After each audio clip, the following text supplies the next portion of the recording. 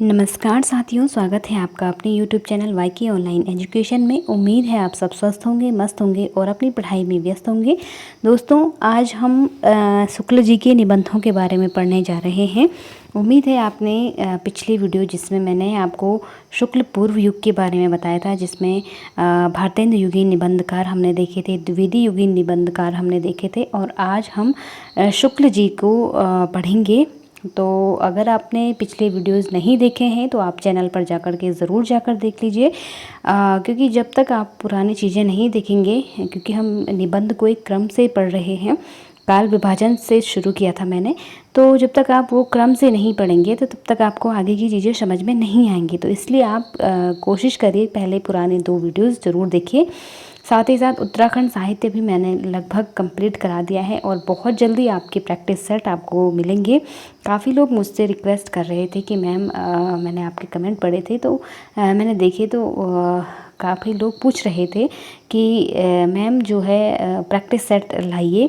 तो मैं पूरी कोशिश कर रही हूँ, अभी मेरा उस पर काम चल ही रहा है। जब मेरे प्रैक्टिस सेट बन जाएंगे, तैयार हो जाएंगे, तो मैं आपको कोशिश करूँगी जल्द से जल्द देने की।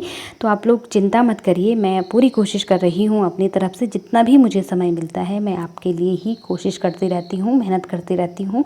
तो आप लोग भी थोड़ा सा सहयोग बना के रखिए और लाइक शेयर करते रहिए। तो चलिए बढ़ते हैं आगे आज के इस सेशन में। तो सबसे पहले हमने शुक्ल जी के बारे में पढ़ा था कि जो शुक्ल युग है, शुक्ल जी को मतलब केंद्र में रखकर हम निबंधों को काल विभाजित करते हैं।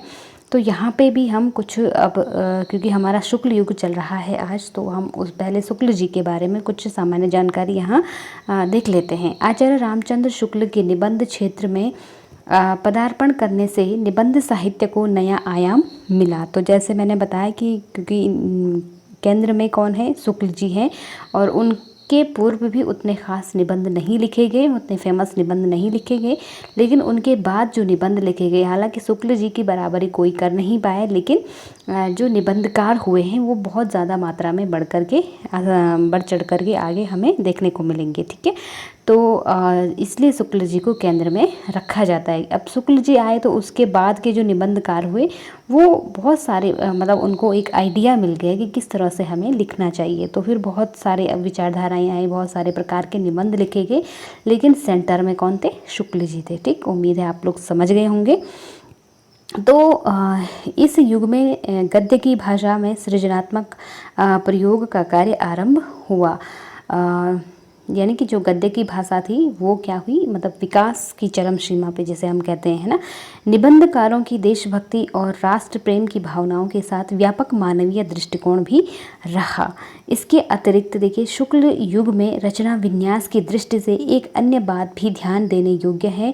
निबंध को जिस प्रकार उपयोगी विषयों पर लिए गए लेखों से अलग लिखे गए, माफ़ कीजिएगा, यहाँ पे कहा जा रहा है कि निबंध को जिस प्रकार उपयोगी विषयों पर लिखे गए लेखों से अलग किया गया, उसी प्रकार रेखा चित्र, संस्मरण, जीवनी, यात्रा आदि अन्य साहित्यिक विधाओं से भी अलग किया गया। यानी कि निबंध अब क्या हो चुके थे, बिल्कुल अलग तरह से लिखे जाने लग गए थे, है ना। इसके बाद देखिए, द्विवेदी युग की अपेक्षा इस युग में सृजनात्मक दृष्टि से निबंध के अधिक स्पष्ट लक्षण निर्मित हुए। यानी कि जो द्विवेदी युग में निबंध परंपरा चल रही थी उससे थोड़ा सा अलग, और इसमें नई नई चीज़ें जुड़ती गई और थोड़ा नया दृष्टिकोण इसमें जुड़ता गया। ठीक,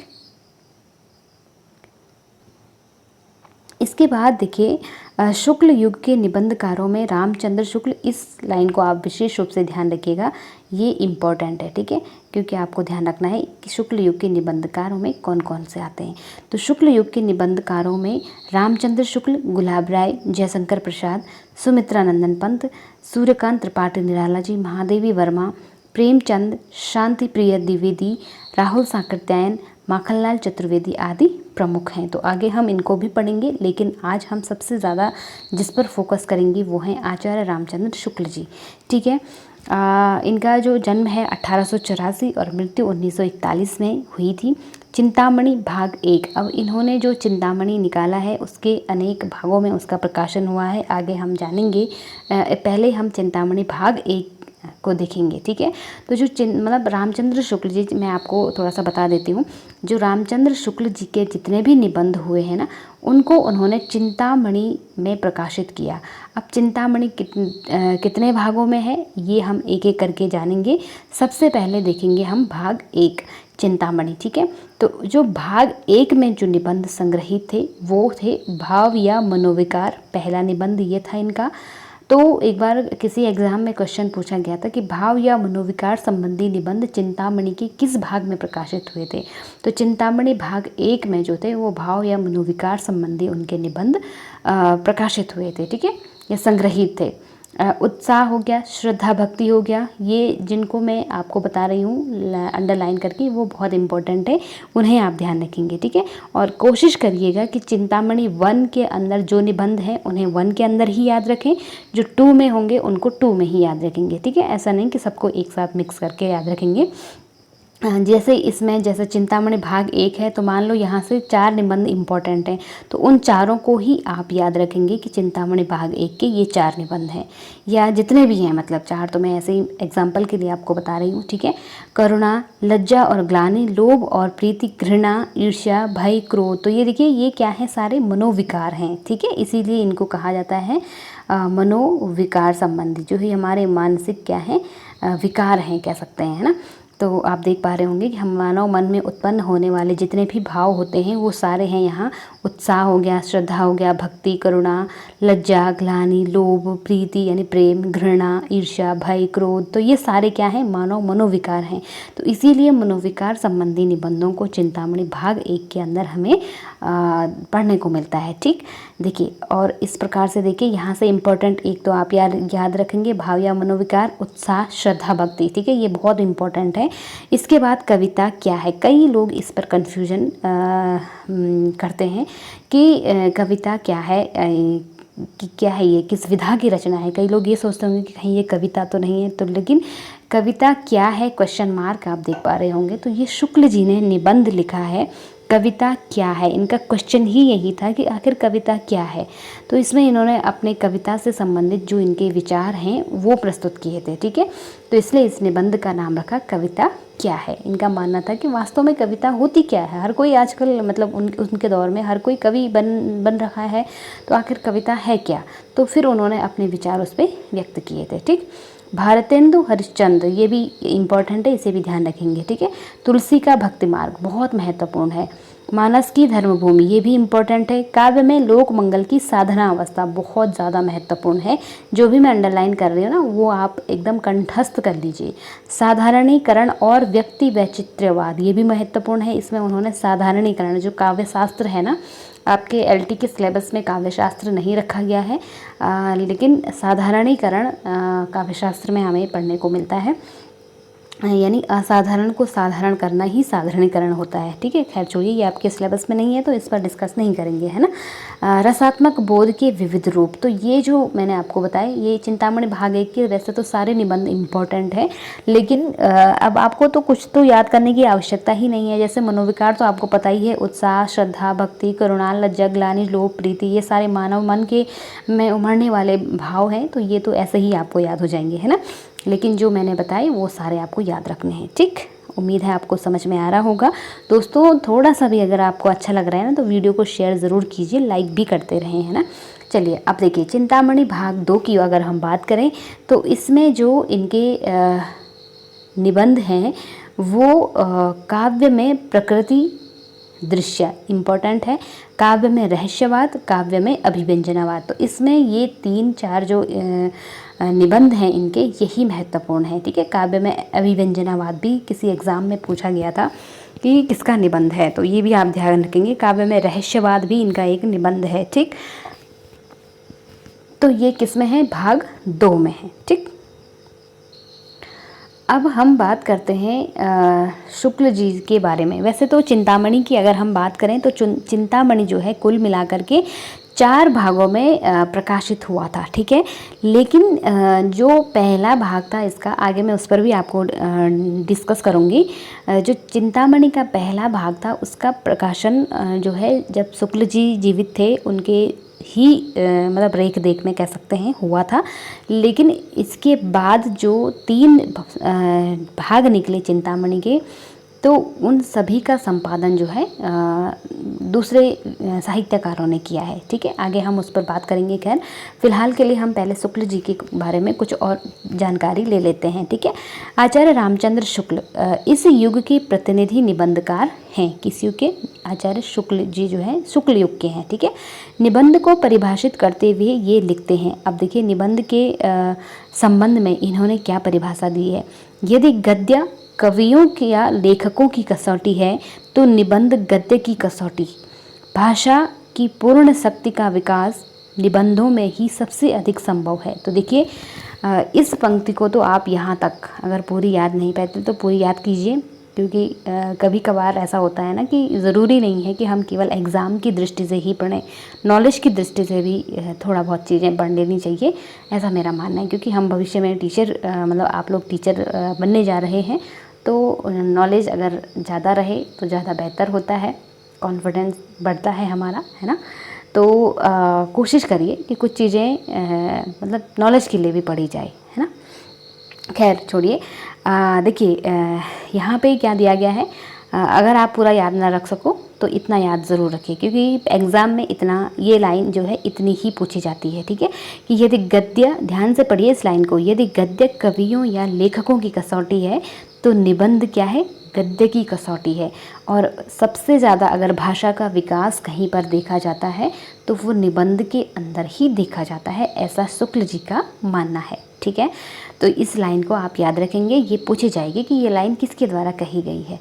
तो ये निबंध के संबंध में आचार्य शुक्ल जी ने कहा है। अब देखिए चिंतामणि जो कि इनके निबंधों का संग्रह है, तो यहाँ हम अब उसके बारे में जान लेते हैं। शुक्ल जी के निबंध चिंतामणि 4 भाग में संकलित हैं।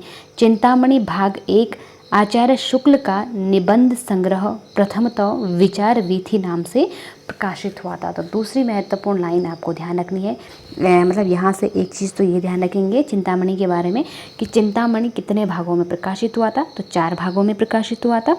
और चिंतामणि जो भाग 1 निकला है उसको पहले विचार वीथि नाम से इन्होंने प्रकाशित किया था, बाद में उसका नाम चेंज करके इन्होंने चिंतामणि ही रख दिया था। ठीक है, चलिए आगे बढ़ते हैं। अब देखिए चिंतामणि के संबंध में कुछ महत्वपूर्ण तथ्य जान लेते हैं। यहाँ है इनके निबंध संग्रह जो कि सारे के सारे चिंतामणि नाम से हैं, बस उसके भाग आपके चेंज हो जाएंगे। ठीक है, और यहाँ उनके संपादक हैं जिन्होंने उसका संपादन किया था, और वर्ष आप देख पा रहे होंगे। ठीक है, तो जैसे मैंने बताया चिंतामणि भाग 1 जब प्रकाशित हुआ था 1939 ईस्वी में, और उस समय रामचंद्र शुक्ल जी ने अपने जितने भी निबंध थे उसमें चिंतामणि भाग 1 में वैसे 17 निबंध हैं। ठीक है, तो 17 निबंध इन्होंने चिंतामणि भाग 1 में संग्रहित किए थे, और उसका संपादन इन्होंने स्वयं किया था 1939 में। ठीक है, अब उसके बाद क्योंकि 1941 में शुक्ल जी की मृत्यु हो जाती है, जो कि चिंतामणि सेकंड पार्ट जब आया तो वो 1945 में आया। उससे पहले इनकी क्या हो चुकी थी? मृत्यु हो चुकी थी, लेकिन बहुत सारे निबंध वो लिख चुके थे इस बीच। ठीक है, तो चिंतामणि भाग 2 में जो है विश्वनाथ प्रसाद मिश्र ने इनके निबंधों का संकलन इसमें किया, और ये 1945 में हुआ था। ठीक है, चिंतामणि भाग 3 में भाग 3 जो है उसका संपादन किया था नामवर सिंह ने, जो कि 1983 में किया था। और चिंतामणि भाग 4 कुसुम चतुर्वेदी एवं ओम प्रकाश सिंह 2004 में इन्होंने इसका प्रकाशन करवाया था। ठीक है, इसके संपादक किए थे। अब देखिए चिंतामणि भाग 4 में सन 1902 से 1939 तक प्रकाशित कुल 47 निबंध संकलित हैं। किसमें? चिंतामणि भाग 4 में। तो देखिए 1902 से लेके 1939 तक के, तो बहुत सारे निबंध शुक्ल जी ने लिखे, लेकिन हमारे एग्ज़ाम की दृष्टि से महत्वपूर्ण निबंध चिंतामणि भाग 1 और भाग 2 से ही पूछे जाते हैं। ठीक है, तो जो कि मैं आपको बता चुकी हूँ, आपने नोट्स भी बना लिया होगा, ऐसे मैं उम्मीद कर रही हूँ। तो देखिए अब यहाँ पे हम एक बात यहाँ पे चिंतामणि के बारे में शुक्ल जी ने स्वयं लिखी है। चिंतामणि भाग 1 जब उनका प्रकाशित हुआ था तो इसकी भूमिका में वो लिखते हैं कि इस पुस्तक में मेरी अंतर यात्रा में पढ़ने वाले कुछ प्रदेश हैं, यात्रा के लिए निकलती रही है बुद्धि पर हृदय को भी साथ लेकर। तो ये कोटेशन भी आप ध्यान रखेंगे, यहाँ से इसको यहाँ से यहाँ तक याद रखेंगे, ठीक है। चलिए अब आगे बढ़ते हैं। उन्होंने प्रायः विचारपूर्ण विषयों को ही निबंध का विषय बनाया है।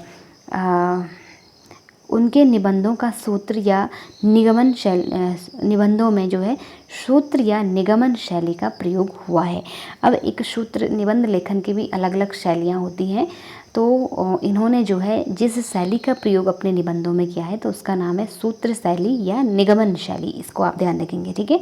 वे प्रारंभ में ही किसी सिद्धांत को उपस्थित कर देते हैं और अंत तक उसकी विवेचना करते हैं। यानी कि शुक्ल जी अगर किसी चीज़ को एक बार पकड़ लेते हैं, किसी गलती को कहें या किसी चीज़ को, तो फिर वो उसकी तह तक पहुंचते हैं और फिर उसको लास्ट तक मतलब एकदम स्पष्ट कर देते हैं चीज़ों को, ठीक है। तो ऐसे प्रखर बुद्धि के जो थे निबंधकार शुक्ल जी थे। साहित्य आचार्य शुक्ल का पहला निबंध है। अब आपको ये ध्यान रखना है, एक निबंध इन्होंने लिखा था साहित्य नाम से, ठीक है, जो सरस्वती पत्रिका में 1904 ईस्वी में प्रकाशित हुआ था। पहला निबंध इनका 1904 में सरस्वती पत्रिका में प्रकाशित हुआ था। सरस्वती पत्रिका में सन 1909 ईस्वी में कविता क्या है निबंध सर्वप्रथम प्रकाशित हुआ था। अब इनका जो पहला निबंध जो था 1909 में कविता क्या है सर्वप्रथम प्रकाशित हुआ था, ठीक है, सरस्वती पत्रिका में। इसके बाद देखिए शुक्ल जी ने गद्य भाषा को निखारने और जटिल से जटिल विषय विचार और भाव को सफलतापूर्वक प्रस्तुत करने का उल्लेखनीय कार्य किया तथा सभी दृष्टियों से हिंदी निबंध को उत्कृष्ट बनाया। भाषा और शैली के आधार पर आचार्य शुक्ल को कलात्मक निबंध का जन्मदाता माना जाता है। तो ये भी आप ध्यान रखेंगे, भाषा शैली के आधार पर इनको कलात्मक निबंध का जन्मदाता भी माना जाता है, ठीक है। आचार्य रामचंद्र शुक्ल के प्रमुख निबंधों की कुछ महत्वपूर्ण पंक्तियाँ यहाँ पे दी गई हैं, उनको हम जानेंगे।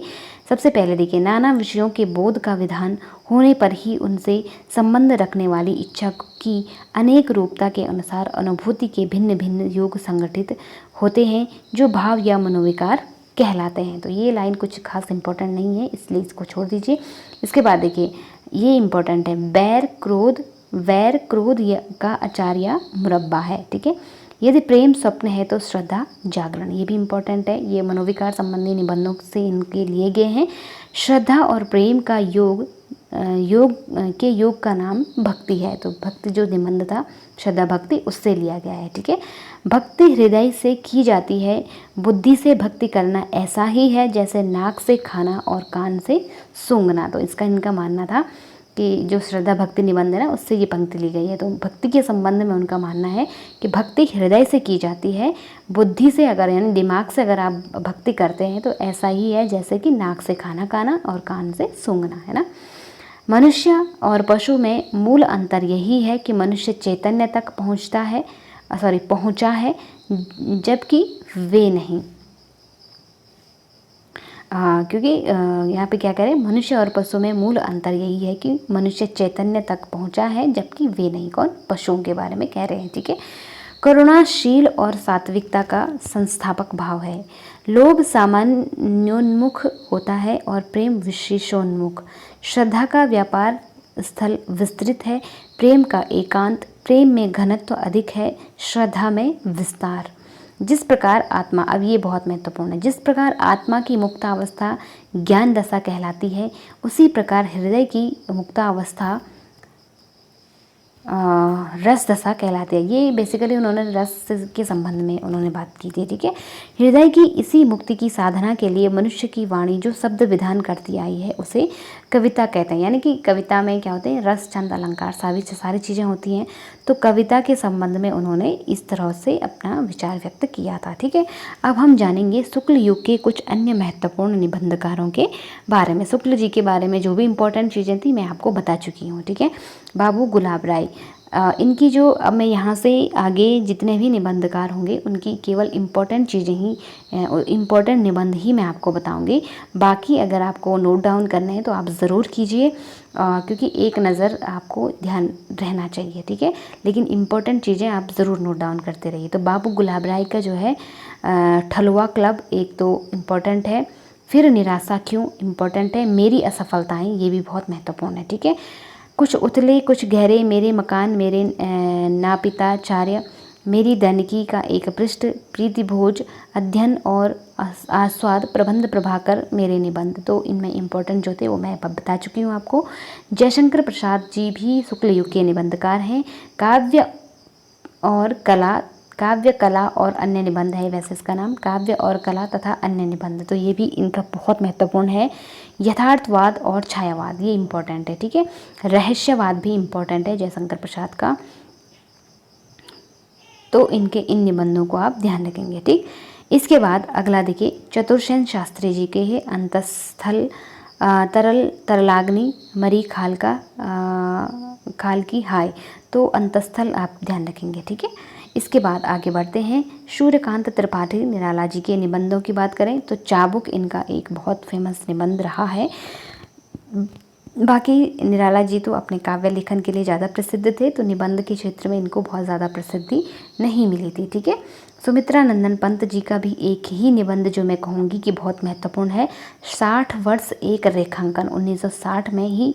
अब देखो 60 वर्ष और 60, 1960, अगर सन याद रखना हो तो इस तरह से भी उसको याद रखा जा सकता है, ठीक है। तो 60 वर्ष एक रेखांकन प्रकाशन का हुआ था 1960। तो इसके अलावा बाकी इम्पोर्टेंट नहीं है इनमें।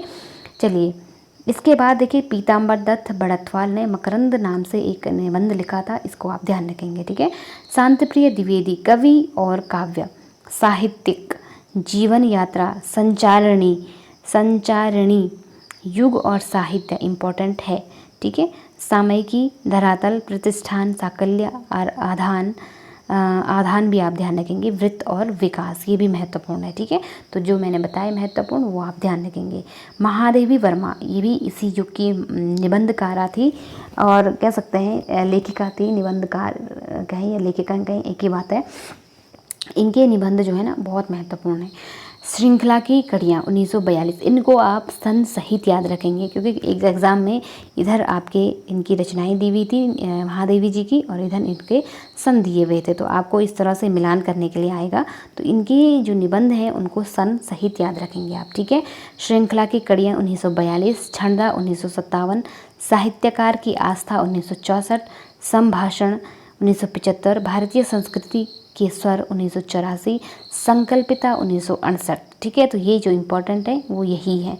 विश्वंभर नाथ शर्मा के हैं दुबे जी की चिट्ठियाँ, दुबे जी की डायरी। तो ये दो आप ध्यान रख सकते हैं। तो दोस्तों ये थे हमारे शुक्ल युग के निबंधकार और शुक्ल युग के सभी जो भी महत्वपूर्ण निबंधकार थे वो मैं आपको बता चुकी हूँ इस वीडियो में। शुक्ल जी से संबंधित कितने क्या क्या बातें थी वो भी आप पढ़ चुके हैं। उम्मीद है आपको वीडियो पसंद आया होगा। अगर थोड़ा सा भी आपको मददगार लगा है, थोड़ा सा भी हेल्पफुल लगा है तो एक लाइक ज़रूर कीजिएगा। अपने दोस्तों के साथ शेयर करना बिल्कुल भी ना भूलिएगा।